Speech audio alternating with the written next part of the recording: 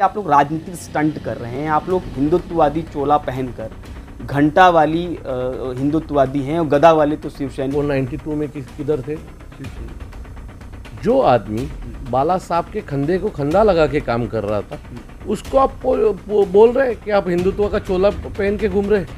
और वो टाइम उद्धव ठाकरे थे भी नहीं जब राज ठाकरे बाला साहब के साथ घूमते थे। तो उन्होंने बात करना ही छोड़ दीजिए उद्धव ठाकरे जी ने कि ये सब हमने कौन सा चोला पहना है, भगवा चोला पहना है, उन्होंने हरा चोला पहना है, ऐसा हमने कहा। तो देखिए, गदा और घंटा ये दोनों का मतलब ये 3 तारीख के बाद पूरे देश को पता चलेगा कि खुद जाके इनसे बात करके, जो भी मौलाना है उनसे बात करके ये बोंगे हटाए। आज जाइए यूपी में, वहाँ तो बोंगे निकल रहे हैं। तो महाराष्ट्र में क्या प्रॉब्लम है? करेंगे तो जिस तरह से नवनीत राणा और रवि राणा ने अपना प्रस्ताव रखा, फिर उन पर राज्यद्रोह का मुकदमा लग गया, आज वो जेल में। तो इस तरह की धाराएं पागल है क्या? नवनीत राणा और जो भी उसका पति है वो और राज ठाकरे और उनकी पार्टी, उसमें फर्क है। वो बेचारे 2 ही आए और 2 जन ने पूरी शिवसेना को रास्ते पे बिठाया 3 दिन। हम लोग लाखों की संख्या में है मुंबई में। आप 4 आओगे तो हम 8 आएंगे। हम उतरेंगे तभी उतरो, देखते हैं क्या होता है। लेकिन याद रखना, मौका सभी को मिलता है। जिस दिन हमारा मौका आएगा ना, उस दिन घर से उठा के लेके जाके जेल में डाल देंगे। नमस्कार, मैं सचिन दीक्षित एक बार फिर से आप सभी के सामने हाजिर हूं। एक ऐसा व्यक्ति हमारे साथ में है जो इस समय महाराष्ट्र की राजनीति में जो हलचल चल रही है उसमें इसकी भूमिका इसलिए भी अहम है क्योंकि जब ये बोलता है तो लोग इसको सुनकर उस पर भी चलना और उस पर मानने पर आगे बढ़कर उसे सुनते हैं और समझते भी हैं। महाराष्ट्र नवनिर्माण सेना के ठाणे पालघर जिले के प्रमुख अविनाश यादव से हम बातचीत करेंगे, जो इस समय महाराष्ट्र की राजनीति में गुड़ी पाड़वा के दिन राज साहब ठाकरे के उस सभा के बाद में जो माहौल तैयार हुआ संपूर्ण महाराष्ट्र में, उस पर अब किस प्रकार महाराष्ट्र नवनिर्माण सेना 3 तारीख के बाद की भूमिका अदा करेगी। हालांकि देखा जाए तो हिंदुत्व के अगर जो भी व्यक्ति समर्थक हैं इस पूरे महाराष्ट्र में, पूरे देश में, आज सभी के अंदर राज साहब ठाकरे की वो बयान आज उनके मस्तिष्क में है और कहीं ना कहीं 3 तारीख का वो इंतजार कर रहे हैं। 5 तारीख की अयोध्या यात्रा, इन सब पर हम खुलकर बात करेंगे। 1 तारीख को औरंगाबाद की रैली जो सभा होनी है उस पर भी हम चर्चा करते हैं अविनाश यादव से। सबसे पहले आपका नमस्कार। अविनाश जी, सबसे पहला बात ये कि लगातार जिस तरह से भोंगे की चर्चा हो रही है, लाउड स्पीकर की चर्चा हो रही है, कहा जा रहा है कि ये आप लोग राजनीतिक स्टंट कर रहे हैं। आप लोग हिंदुत्ववादी चोला पहनकर घंटा वाली हिंदुत्ववादी हैं और गदा वाले तो शिवसैनिक हैं। तो ये अचानक हिंदुत्ववादी जो बातें आ रही हैं, आप लोगों पर आरोप भी लग रहा है खासकर सत्ताधारियों की तरफ, इस पर क्या कहना है? इस पार्टी के प्रमुख कौन है? राज साहब ठाकरे। वो 92 में किधर थे? शिवसेना। जो आदमी बाला साहब के कंधे को खंदा लगा के काम कर रहा था, उसको आप बोल रहे कि आप हिंदुत्व का चोला पहन के घूम रहे। और वो टाइम उद्धव ठाकरे थे भी नहीं जब राज ठाकरे बाला साहब के साथ घूमते थे।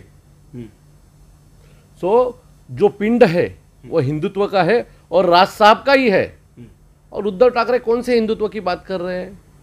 जो कांग्रेस के साथ बैठे हुए हैं, जो बोंगे नहीं निकालना चाहते हैं वो। तो उन्होंने बात करना ही छोड़ दीजिए उद्धव ठाकरे जी ने कि ये सब हमने कौन सा चोला पहना है, भगवा चोला पहना है, उन्होंने हरा चोला पहना है, ऐसा हमने कहा। तो घंटा और गदा, इस पर क्या कहेंगे आप? जिस तरह कहा जा रहा है कि देखिए, गदा और घंटा ये दोनों का मतलब ये 3 तारीख के बाद पूरे देश को पता चलेगा। हाँ, आज आपको लगता है 3 तारीख के बाद कहा जाता है कि बड़ा सौहार्द बिगड़ने के आसार हो जाते हैं, बड़ा आपसी भाईचारा बिगाड़ने का कोशिश कर रही है मन से, ऐसा कहा जा रहा है। तो इस पर क्या कहेंगे? देखिए, इसलिए तो हमने बोला कि 3 तारीख के पहले आप ही निकाल दो, तो ना आपसी भाईचारा खत्म होगा, न कोई दंगल होगी, न कोई लफड़े होंगे। इसीलिए तो हम कह रहे हैं कि खुद निकालो, हमें ये सब नहीं चाहिए। लेकिन आप नहीं करोगे तो फिर हमें हमारी तरीके से करना पड़ेगा। 3 तारीख के बाद पूरी तैयारी है कि अब मुझे लगता है सरकार ने तैयारी करनी चाहिए कि खुद जाके इनसे बात करके, जो भी मौलाना है उनसे बात करके ये बोंगे हटाए। राज साहब किधर बोले? महाराष्ट्र में बात की। आज जाइए यूपी में, वहाँ तो बोंगे निकल रहे हैं। तो महाराष्ट्र में क्या प्रॉब्लम है? और किसकी सरकार है महाराष्ट्र में?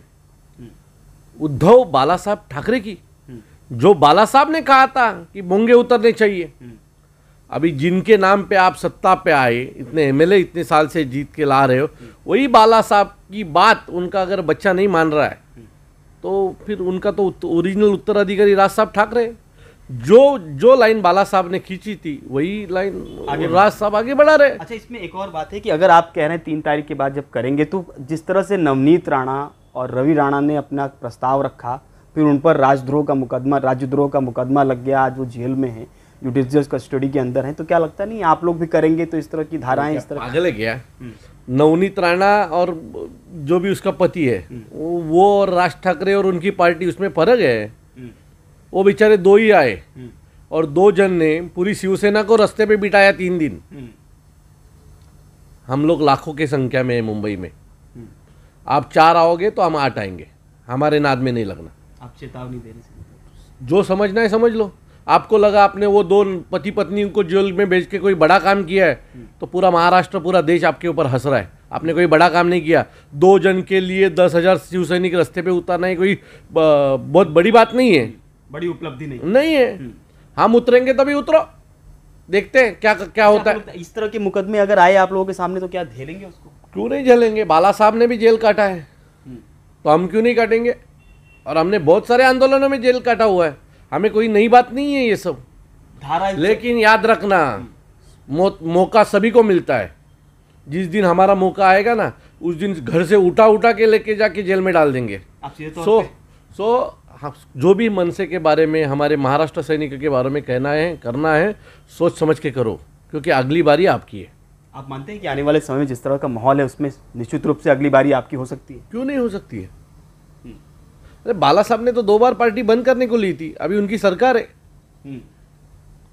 आपको लगा था 2019 में बीजेपी जाएगी? बिल्कुल नहीं ना, कोई ख्वाब में भी नहीं देखेगा। लोगों ने भी माइंडेड दिया, फिर भी बाहर बैठी हुई है। तो महाराष्ट्र में कोई भी राजनीति में कोई चीज इम्पॉसिबल नहीं है। अच्छा, एक सवाल, क्या आपको लगता है कि जिस तरीके से अयोध्या की तैयारी है, देखा जाए तो उत्तर प्रदेश तक में आप वहाँ सुरक्षा के इंतजाम किए जा रहे हैं कि राज साहब ठाकरे आएंगे तो सुरक्षा अतिरिक्त किस तरह हो जाएगी, उसकी भी चालू है वहाँ पर सब कुछ। अयोध्या की तैयारी कितनी है और किस तरह का उसका मंजर होगा? देखिए, हमारे पार्टी की तरफ से तो हमारे वरिष्ठ जो लोग हैं, बाला नांदगांवकर साहब रहेंगे, नितिन सरदेसाई साहब रहेंगे, उनकी तरफ से जो भी तैयारी चालू है वो चालू है, जोर शोर से चालू है। उसके बारे में जितने भी मीटिंग्स होनी चाहिए वो चाहिए। कल कितनी ट्रेन भेजनी है उसके बारे में मीटिंग हमारी हो गई। ये सब प्रोसेस तो हमारे तरफ से चालू है, लेकिन कार्यकर्ताओं में बहुत उत्साह है और कार्यकर्ताओं के साथ महाराष्ट्र में रहने वाले आम लोगों में उत्साह है कि हम भी राज ठाकरे के साथ अयोध्या जाएंगे, हम भी राज साहब के साथ अयोध्या जाएंगे, और अयोध्या के लोग भी राज साहब की राह देख रहे हैं। सो मुझे लगता है यह मंजर हमें भी देखनी है। अलग ही माहौल है, अलग माहौल है। देखिए, उद्धव साहब भी गए थे अयोध्या, किसी ने नहीं बोला मुझे अयोध्या जाना है, लेकिन जब से राज साहब जाने की सोच रहे तो पूरे महाराष्ट्र में वातावरण, देश का वातावरण आप देख लो क्या है। औरंगाबाद की सभा, हम क्या माने कि औरंगाबाद की सभा से क्या कुछ? औरंगाबाद की सभा होगी, जो टाइम फिक्स है वही दिन वही टाइम पे होगी, और उसी दिन पूरे महाराष्ट्र को, पूरे देश को हमारी आगे की जो मूवमेंट है वो पता चलेगी। एक आखिरी सवाल, लगातार कहा जाता है कि विपक्ष के लोग, मैं इनके विषय पर बात नहीं करना आता, समाप्त हुई पार्टी पर बात नहीं करना चाहता, संजय राउत अलग बयान दे रहे हैं, लगातार जो इस तरह के बयान आते हैं, तो मन सैनिक कहाँ उन बयानों को देखता है, कितना आत्मविश्वास? संजय राउत बीमार आदमी है, वो मानसिक रूप से बीमार है, और वो रोज सवेरे 9 बजे आके कुछ ना कुछ तो बोलना चाहिए, तो वो रात भर सोते नहीं है। सवेरे उठ के 9 बजे, कब 9 बजे और जाके मीडिया के सामने बोलूं, ऐसी उनकी परिस्थिति है। तो वो क्या बोलते हैं उसके ऊपर हम मायने नहीं रखते, लेकिन जब वो बोलते हैं तो उतने ही जोर से हम खड़े रहते हैं और जोर से काम शुरू करते हैं। एनर्जी देने का काम, वो एनर्जी देने का काम करते हैं हमको। ये थे अविनाश यादव, और अविनाश यादव ने साफ तौर पे कहा कि आने वाले समय में अयोध्या की यात्रा निश्चित रूप से इतिहास दर्ज करेगी, खासकर महाराष्ट्र और देश की राजनीति के लिए। इसके अलावा इन्होंने औरंगाबाद की सभा को ही बोला, और 3 तारीख के बाद जो अल्टीमेटम दिया गया है उस पर साफ तौर पे चेतावनी देते हुए कहा कि अगर हमारे नाद पे लगे तो सहन करने की क्षमता भी रखिएगा। अभी जो कुछ कहा, इस पर असर किस प्रकार से होता है, ये सब देखने वाली बात होगी। एंटी करप्शन न्यूज के लिए सचिन दीक्षित, ठाणे।